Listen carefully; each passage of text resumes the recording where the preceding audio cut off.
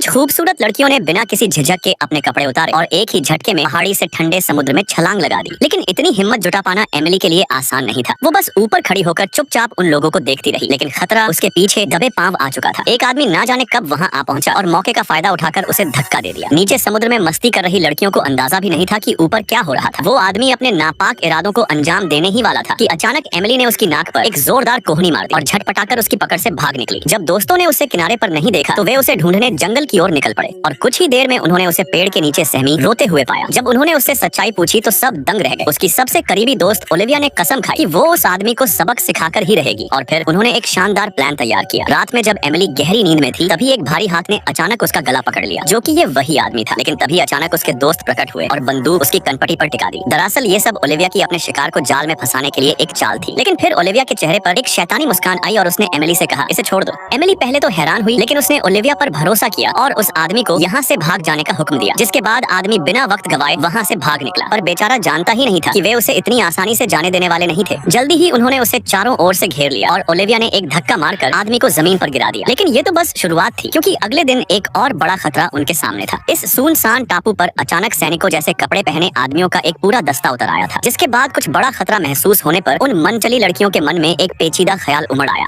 तभी एमिली ने अपनी स्नाइपर उठाई और एक भाग्यशाली शिकार चुनने के लिए तैयारी की। लेकिन ना जाने क्यों वह उन पर फायर नहीं कर पा रही थी। पर ठीक उसी पल एक आदमी अचानक जाग उठा और सीधा उनकी ओर देख लिया।